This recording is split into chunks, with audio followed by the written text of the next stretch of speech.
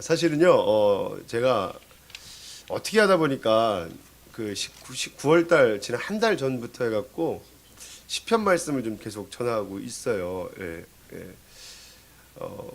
이제 우리들이 보통 이제 신앙생활하면서 좋아하는 시편 말씀들을 다시 한번 이렇게 보고 있는데, 요번 주 이제 이렇게 설교 스케줄을 이렇게 쭉 짜면서 요번 주에 1편 설교를 할까 39편 설교를 할까 막 고민을 하다가 제가 이거 수정을 안 하는 거를 했는데, 제가 장담하건대 오늘 설교 은혜가 있습니다. 예. 근데 또 장담하건대 다음 주 시편 1편인데 더 은혜 있습니다. 기대하시라 개봉박도. 자, 우리 같이 시편 39편 7절 한 절 말씀입니다. 같이 읽습니다. 시작. 주여 이제 내가 무엇을 바라리요? 나의 소망은 주께 있나이다. 우리 한 번 더요. 시작.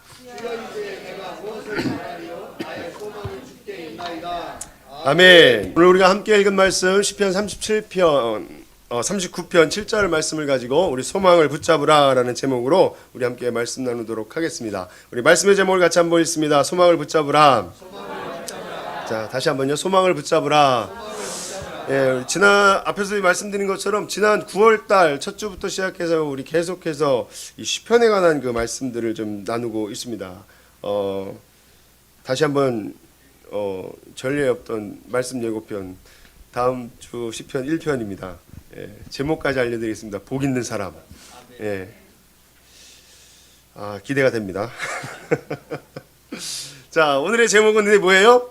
소망을 붙잡으라. 다시 한번 소망을 붙잡으라. 이 소망이라는 말을 참 많이 씁니다. 저도 개인적으로 상당히 좋아하는 말씀이고요.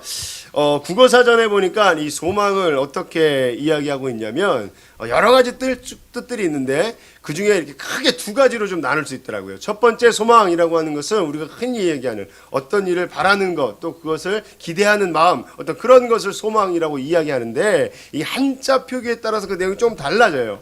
밑에 있는 소망은 어떤 거냐면 불에 타서 다 없어졌다, 이런 말을 쓸 때도 똑같이 소망이라고 우리말로 읽더라고요.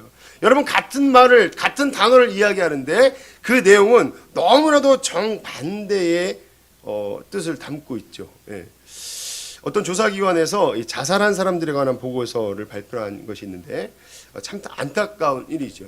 사람들이 왜 자살에 이르게 되는가, 그 원인을 분석해 보니까 여러 가지들이 있는 거예요. 그리고 그렇게 죽음을 선택하기 전에는 반드시 전조 증상들이 있다라고 하는 거죠.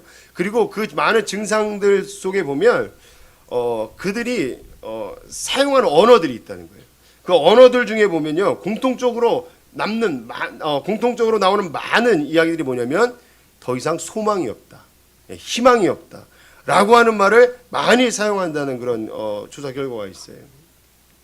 여러분, 그 소망이 없다라고 얘기할 때 그 소망은 어떤 것이겠습니까?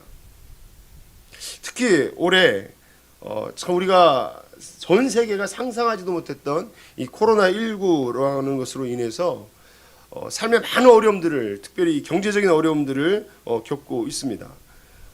그래서 경제적인 어려움 때문에 쉽게 말하면 돈 문제 때문이죠. 안타까운 결정을 하는 분들의 이야기도 있더라고요. 뿐만 아니라 내가 기대했던 어떤 일들이 무너졌을 때 그것으로 인해서 다시 재기하기 힘든 그 마음들 때문에 소망을 잃어버리는 그런 일들도 많이 있습니다. 여러분, 그런 분들은 뭐예요? 그 어떤 일들이 자기에게는 소망이었던 거죠. 돈이라고 하는 것이 자기에게는 소망이었던 거예요. 그런데 그 일이 무너지니까, 그 돈이 없어지니까 소망이 없어지는 거죠. 그 소망이 없어지니까 사람이 당연히 무기력해지고 점점 무너지기 시작하더라라고 하는 거죠.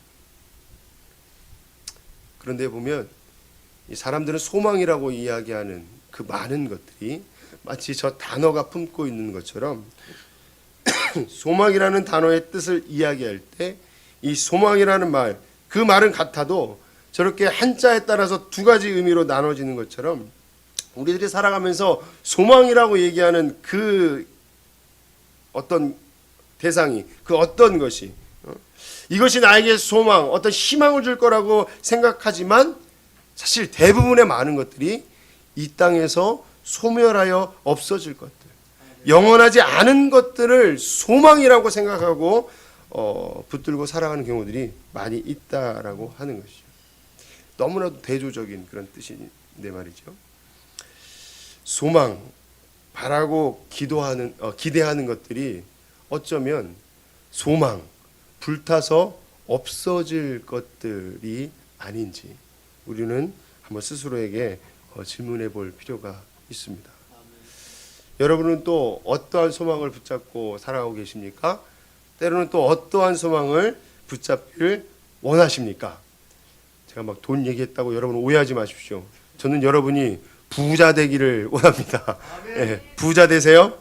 예, 자, 그러나 돈이 여러분의 진정한 소망되지 않길 또 원합니다.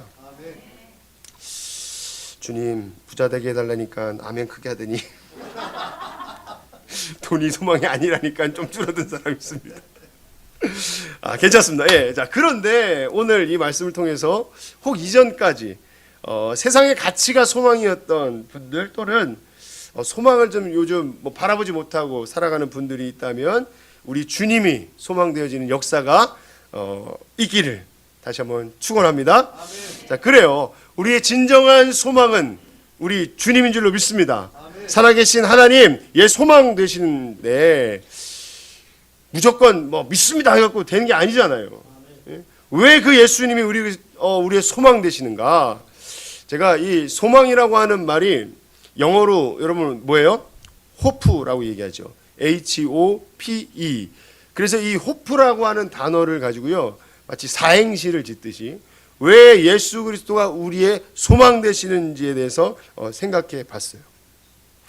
예수 그리스도가 우리의 소망 되시는가?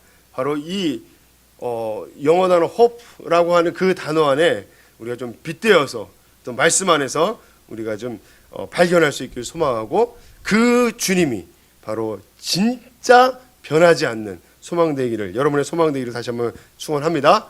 자, 소망 영어로 뭐라고요? 예, 자 보여주세요. 짠. 예, 자, 그 중에 첫 번째 알파벳이 뭐예요? H라고 하는 단어.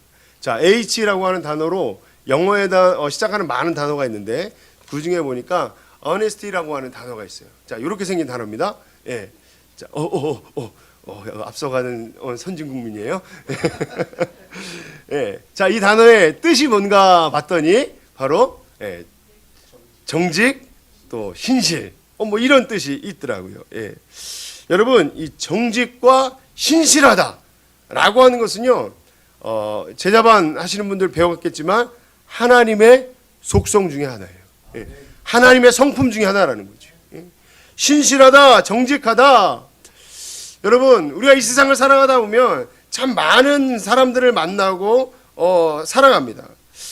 사람들을 만날 때 그 사람이 얼마나 신실한가, 얼마나 정직한가 라고 하는 것이 그 사람에 대한 신뢰의 어떤 척도가 될 수가 있어요. 또 사람들이 사회생활을 하면서요, 원하는 말하는 그 키워드 중에 많은 것들이 보면 이 성공이라는 단어가 있잖아요. 예, 성공. 여러분, 성공이란 말 좋아하십니까? 아멘 하신 분 다 성공하시기 바랍니다. 예, 지금 하신 분도 성공하기 바랍니다.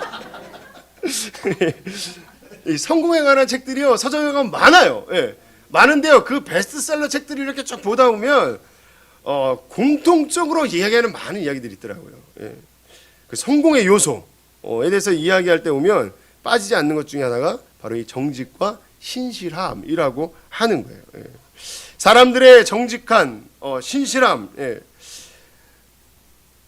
그래서 저는 그렇게 생각합니다. 이 정직한 사람, 신실한 사람 만나는 것이요, 어떻게 보면 우리가 살아가면서 받는 그런 복 중에 정말 큰 복인 것 같아요.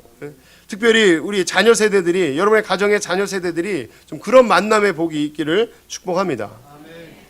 성경은요, 우리에게 시편 100편 5절에서 이런 말씀을 주고 있어요. 우리 같이 한 말씀 보겠습니다. 시편 100편 5절입니다. 시작. 대저 여호와는 선하시니 그 인자하심이 영원하고 그 성실하심이 대대에 미치리로다. 아멘. 아멘. 여호와는 선하시니 그 인자하심이 영원하고 그 성실하심이 대대에 미치리로다. 이렇게 말씀하고 있어요. 여러분, 정직하다, 성실하다는 것은요, 어떤 의미일까요? 항상 한결같다는 거예요. 항상 변화없다는 것이죠. 우리를 향하신 하나님의 그 성실하심이 끝까지 변함없으시다라고 하는 거예요. 그런데 우리가 살아가다 보면요, 안타깝게도 우리가 참 이렇게 세상에 많은 것들은 변하는 경우들이 많더라고요. 그런 것들 때문에 우리는 때로는 실망하기도 하고 또 낙심하기도 하고 그렇게 되는지도 모르겠어요. 예. 어떤 일에서도 마찬가지고 사람에서도 마찬가지고 그런 것 같아요. 그래서 여러분 보세요. 영화나 소설이나 드라마나 이런 거 보면요, 막 이렇게 막 변함없는 막 그 친구 막 이런 얘기들 있잖아요. 막 친구 아이가 막 이런 거. 예. 그래서 정말 그 친구를 위해서 막 자기 목숨까지도 막 이런 거 보면 늘 우리에게 감동을 주는 그런 이야기 아닙니까? 예. 우리가 옛날에 많이 불렀던 찬양 중에 보면요, 예수보다 더 좋은 친구 없네. 여러분 이 찬양 있잖아요. 아시죠? 자, 그 다음 한 번 더 시작. 올수 친구 없네. 예, 거기까지만. 예, 예. 더 나가면 서로 곤란해질 수 있으니까. 예. 자, 그리고 요즘 많이 부르는 찬양 중에 보면요, 나는 주의 친구 이런 찬양도 있어요. 시작. 나는 주의 친구. 한 번 더. 나는 주의 친구. 자, 거기까지. 예. 뒷부분에 보면 주는 날 친구로 부르셨네. 그렇게 얘기하고 있어요. 예. 여러분 요한복음 15장 15절에서 바로 주님이 그렇게 말씀하고 계시거든요. 자, 요한복음 15장 15절 같이 읽습니다. 시작. 이제부터는 너희를 종이라 하지 아니하니 종은 주인이 하는 것을 알지 못함이라. 너희를 친구라 하노니 내가 내 아버지께 들은 것을 다 너희에게 알게 하였음이라. 주님께서 우리에게 말씀하시는 거예요. 예수님께서 우리에게 말씀하시는 거예요. 너희를 종이라고 하지 않겠다. 이제는 뭐라고요? 친구라고 하겠다. 그렇게 말씀하고 계시죠. 주님이 우리를 그렇게 친구로 부르셨는데 어떤 친구요? 변하지 않는 친구예요. 여러분, 이게 얼마나 신나는 얘기입니까? 예? 얼마나 즐거운 얘기입니까? 그 하나님이신 그분이 저와 여러분을 그렇게 가까운 사람으로 부르셨다는 거예요. 인정해 주신다는 거예요. 예. 근데 어떤 친구로요? 영원하게 변함없는, 아니 나를 대신해서 죽으실 만큼 그런 신실한 친구가 되어주셨다는 거죠. 요한복음 15장 13절에 가면 이렇게 이야기합니다. 사람이 친구를 위하여 자기 목숨을 버리면 이보다 더 큰 사랑이 없나니. 예수님 하신 말씀이에요. 그리고 그 예수님은 그 말씀대로 우리를 위하여 죽으신 분이세요. 예. 그리고 다시 살아나셔서 우리에게 영원한 산소망, 영원한 소망 되신 분이신 거죠. 아멘. 예. 이 땅에 인자로 오셔서, 사람으로 오셔서 예수님이 우리의 친구 되시기 위하여 나를 끝까지 사랑하셔서 그 말씀대로 나를 위해 죽으실 만큼 신실한 친구 되셨습니다. 그 하나님의 사랑은, 그 주님의 신실하심은 영원토록 변함없는 줄 믿습니다. 언제나 변함없는 honesty. 그것이 바로 우리 주님이 우리를 향하신 그 마음이고 성품인 줄로 믿습니다.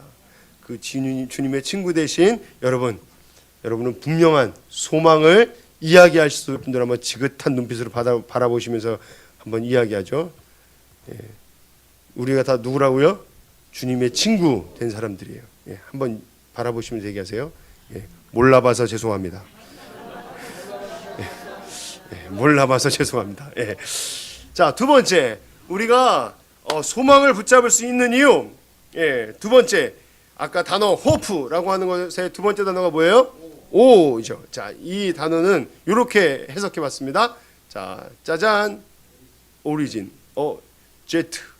이거 새로운 거시기인가요? 예, 예. 뭐 요즘 보면 우리나라도 그 막 말 이렇게 막 국어 사전에 없는 말들 많이 쓰잖아요. 예, 뭐 상관없습니다. 예. 예. 자, 오리진, O-R-I-G-I-N. 예, 이 뜻이 어떤 뜻인가 봤더니, 자, 원천, 기원이라고 하는 말이에요. 여러분 이제 이번 주에 무슨 시즌이 다가옵니까? 예, 명절. 어떤 명절이요? 추석이잖아요. 특별히 추석 때 되면 늘 고향을 그리워합니다. 이번에는 보니까요, 고향들 가급적이면 가지 말아 주십시오 얘기했더니 관광지 호텔이 다 매진이래요. 그래, 우리 고향 이렇게 보면요, 항상 많은 것을 우리가 생각하게 되고 그리운 마음들이 있죠. 저 이북에 고향을 두고 계신 분들, 저희 아버님도 이북이 고향이신데, 이렇게 TV 같은 데 보면 막 임진각 이런데 북에 고향을 두신 분들이 이렇게 가서 막 고향을 바라보며 그리워하고 막 그런 모습들이 있지 않습니까? 또 외국에 사는 분들, 이런 분들 중에 보면요, 꼭 그래요. 어떤 일이 있냐면, 누가 주변에서 한국 갔다 왔다 그러면요, 뭐 요즘 같은 시대에 뉴스 보면 다 아는데 그래도요, 꼭 뭐 요즘 한국 어떠냐, 뭐 어떠냐, 꼭 물어봐요. 예. 여러분 왜 그럴까요? 왜? 거기에 내 고향이 있기 때문이죠. 관심이 있는 거예요. 마음이 있는 거예요. 여러분 동물에게는요, 귀소 본능이라고 하는 것이 있습니다. 여러분 아시죠? 회귀 본능이라고도 얘기하는데, 우리가 잘 아는 숭어는요, 강에서 알을 낳고 대항으로 나갔다가 다시 그 강으로 돌아옵니다. 철새들은요, 어떤 그 새 연구가가 보니까 이렇게 다리에다가 어떤 표시를 해가지고 이제 1년 뒤에 본 거예요. 근데 그 자리로 그 새가 그대로 돌아오더라는 거 하는 거죠. 곤충들도 마찬가지입니다. 개미나 벌들이 집을 떠나서 먹이를 찾다가 다시 집으로 돌아오는 것. 여러분 이런 걸 뭐라 그래요? 귀소 본능이라고 얘기하죠. 회귀 본능이라고 얘기합니다. 여러분들 잘 생각해 보세요. 생명체 중에서 가장 집을 떠나 오래 버티고 있는 것이 뭔지 아십니까? 바로 인간이에요. 인간은 이미도 에덴 동산이라는 곳을 떠나서, 즉 하나님의 품을 떠나서 너무 오래 생활했어요. 그래서 때로는 그곳을 기억조차 못합니다. 그런데요, 희한하게 그 내면 깊은 곳에는요, 하나님을 그리워하는 마음이 있어요. 성경에서는 보면 우리에게 말씀하시죠. 주님이 모세에게 이야기할 때 내가 내 이름으로도 너를 안다 그렇게 얘기하시거든요. 우리의 모든 것을 안다는 의미예요. 그리고 이사야서에 보면 내가 너를 지명하여 불렀나니 너는 내 것이다 그렇게 말씀하시죠. 여러분 우리는 하나님께 속한 존재들입니다. 하나님의 백성이, 하나님의 자녀들이. 그러니 우리는 지금 이 땅에 어쩌면 그냥 나그네의 삶을 살고 있는 것이죠.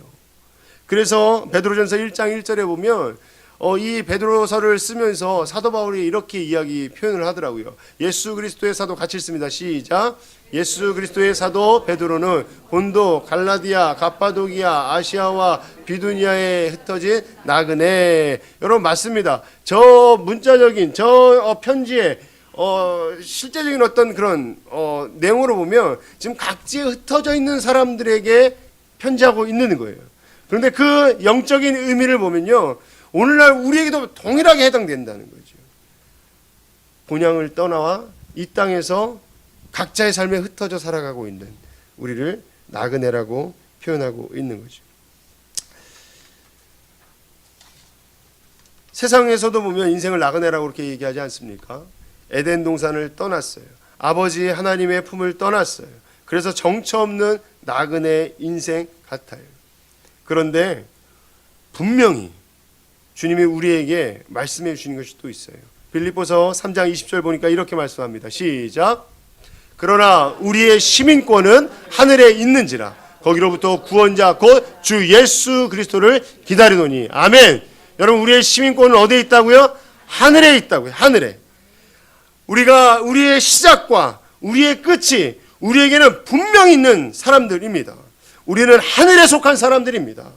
우리는 분명히 돌아갈 곳이 있는 사람들이에요. 우리는 그분께 돌아가야 합니다.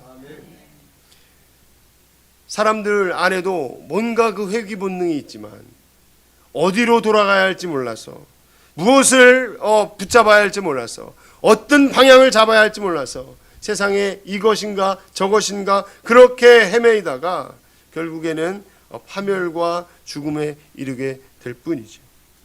우리가 어디서 와서 우리가 어디로 가는지 분명한 해답을 우리는 가지고 있는 인생들이에요. 그러기에 우리는 소망이 있는 인생이라고 우리는 말할 수 있습니다.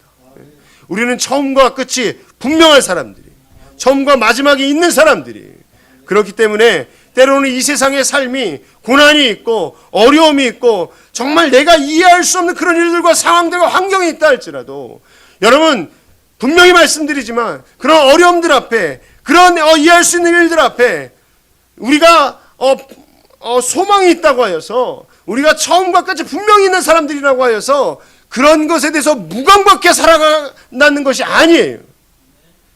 모든 사람들은 동일하게 그런 일들을 통하여 괴로워하고 아파하고 걱정하고 근심할 수 있다고요.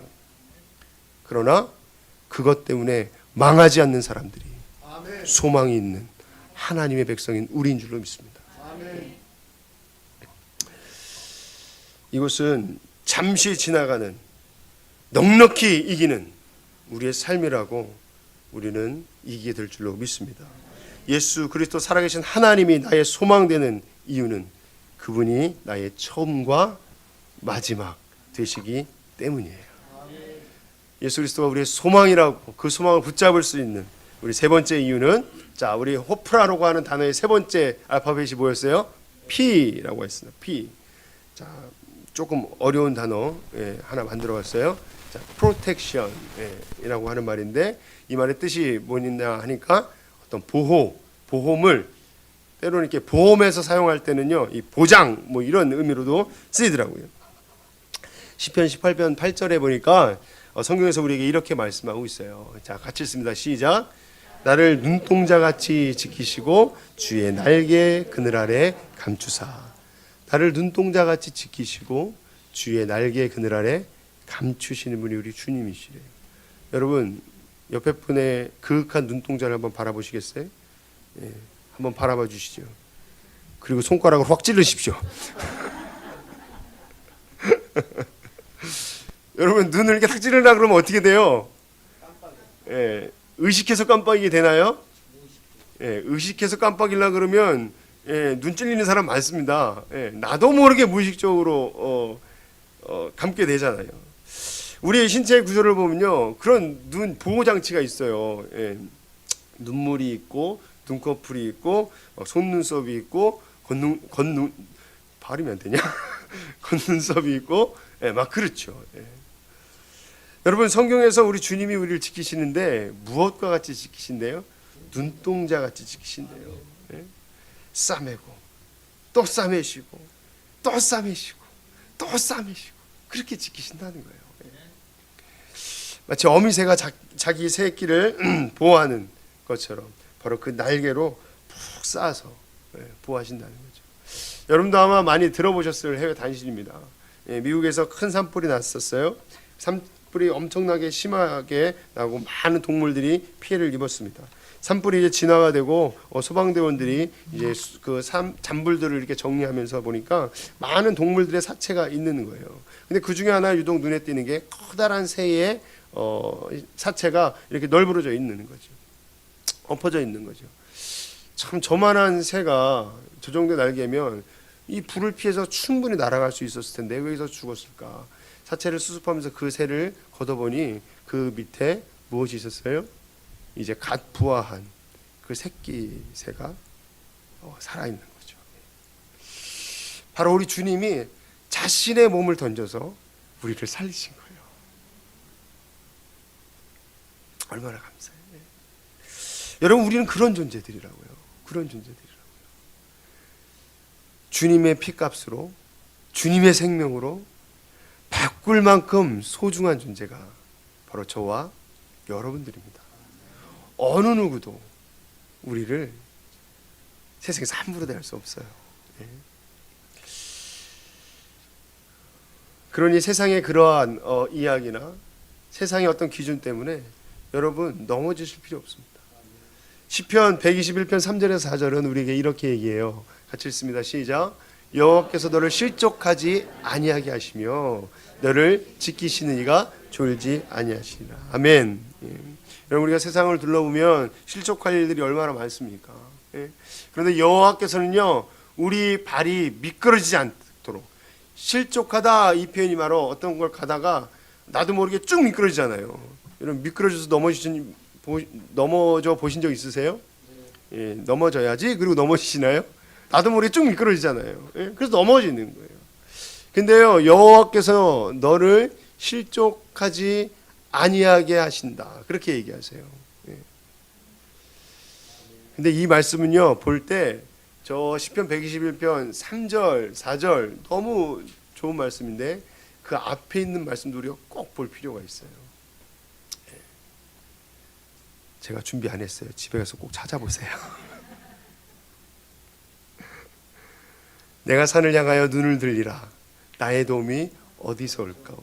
나의 도움은 천지 지으신 여호와께로다. 그래서 그 여호와께서 너를 실족하지 않도록 붙잡으신다는 거예요. 아멘. 지키신다는 거예요. 아멘.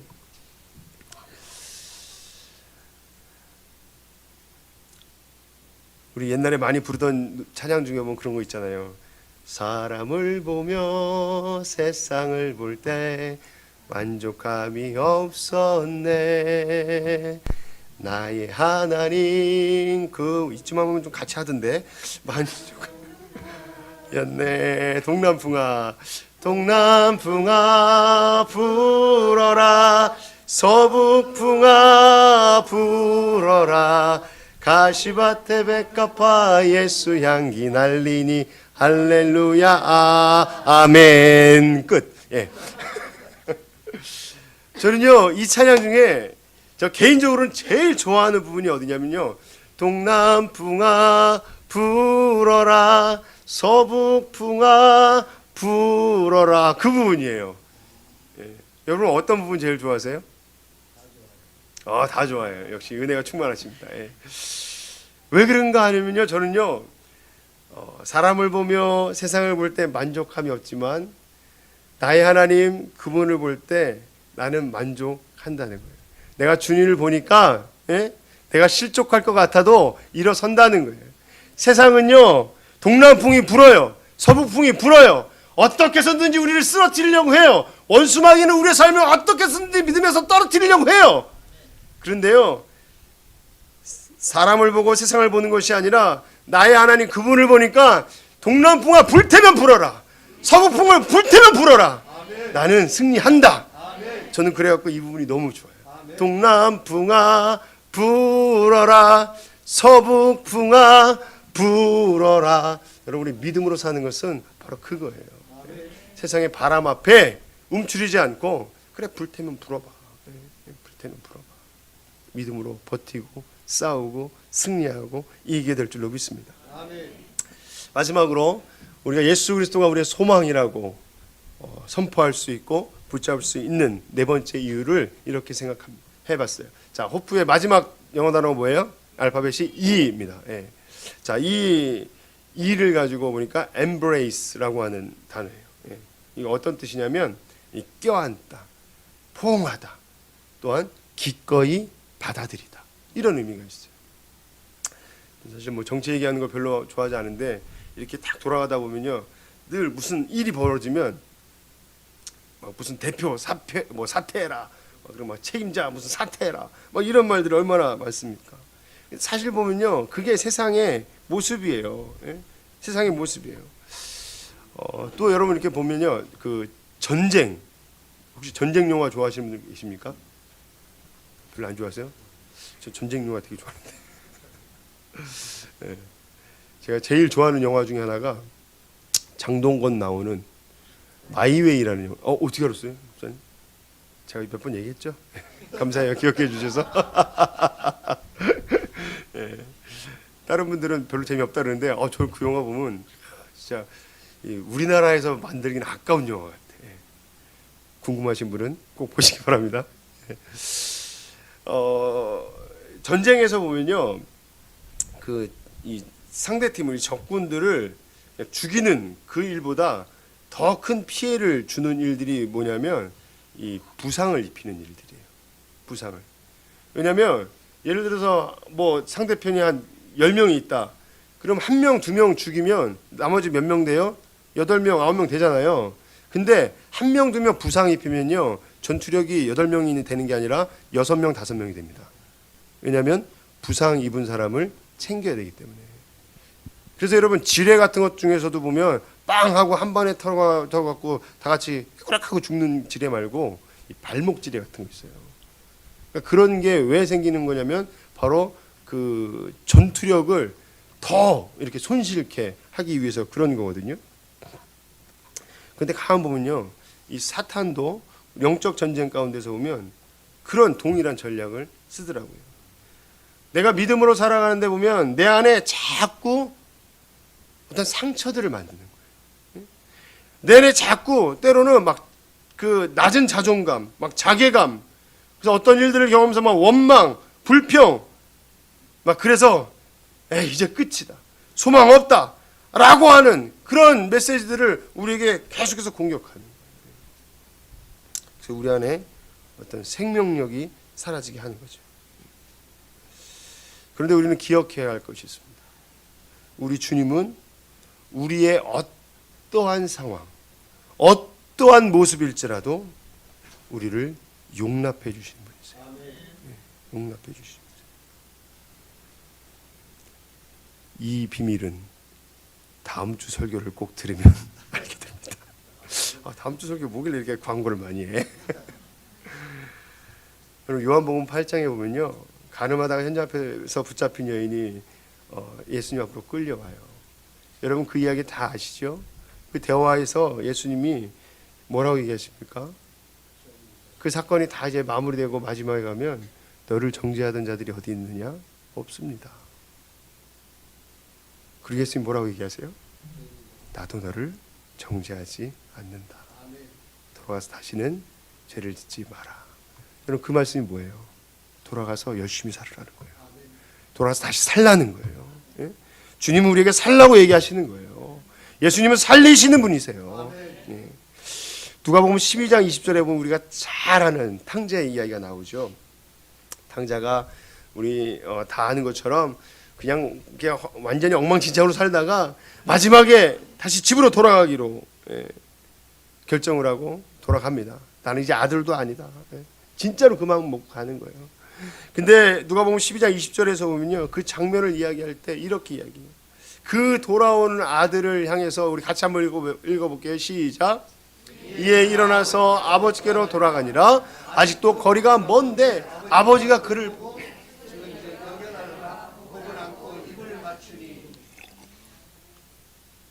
아멘.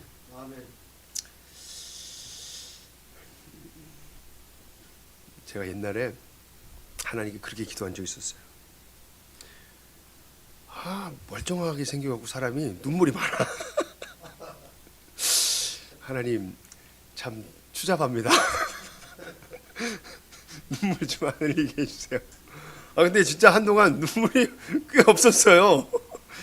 하나님 이것도 좀 은혜스럽지 않은 것 같습니다. 다시. 근데 요즘 너무 수도꼭지가 자주 열리는 것 같아. 근데 너무 여러분 은혜잖아요. 감동이잖아요. 예? 아무 이유 없어요. 그냥 돌아오는 아들, 엉망진창이지만 아들이기 때문에 그냥 달려나가서 그냥 꽉 엠브레이스 하는 거예요. 껴안는 거예요. 그냥 무조건 받아들여 주시는 거예요. 그게 우리 하시라고요. 우리 주님이시라고요. 여러분 그 얘기는 뭐예요? 그냥 잘 왔다. 잘 왔다. 너가 지금 어떤 모양이든지 어떤 상태든지 나는 중요하지 않다라는 거예요. 나는 그냥 네 존재가 살아있는 것 그것만으로도 너무 기쁘다라고 주님 말씀하시는 거죠. 이 순간에 나와 함께 있는 것만으로도 너무 기쁘다라고 이야기하는 거예요. 때로는 나의 아픔과 상처와 때로는 죄악 때문에 사탄은 우리에게 끊임없이 정죄하려고 합니다. 사탄은 항상 우리를 정죄해요.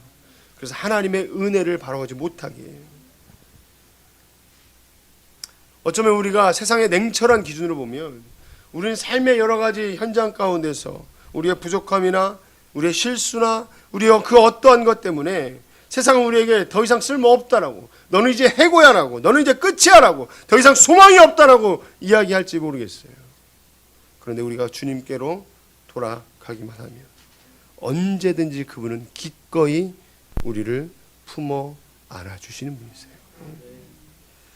고린도후서 5장 17절에 보니까 그렇게 말씀하십니다. 우리 같이 읽습니다. 시작. 그런즉 누구든지 그리스도 안에 있으면 새로운 피조물이라. 이전 것은 지나갔으니 보라 새 것이 되었다. 여러분 우리가 너무 잘 알잖아요. 여러분 우리는 그리스도 안에 있는 사람들입니다. 우리는 모두 새로운 소망이 있는 하나님의 작품인 줄로 믿습니다. 말씀을 정리하겠습니다. 여러분의 소망은 여러분 어디에 두고 살아가고 계십니까? 무엇을 여러분의 소망이라고 붙들고 계십니까? 세상에 그 무엇이 아니라, 그 누가 아니라 언제나 성실하시고 우리의 처음과 나중 되시고 눈동자처럼 우리를 지키시고 끝없는 사랑으로 우리를 용납하시고 기꺼이 품어주시는 우리 예수 그리스도를 여러분의 소망으로 붙드시기 바랍니다. 고린도후서 3장 12절 마지막 한 절 같이 읽어볼게요. 시작. 우리가 이 같은 소망이 있으므로 담대히 말하노니. 아멘. 이 사도 바울의 선포가 오늘 저와 여러분의 선포가 되길 원합니다.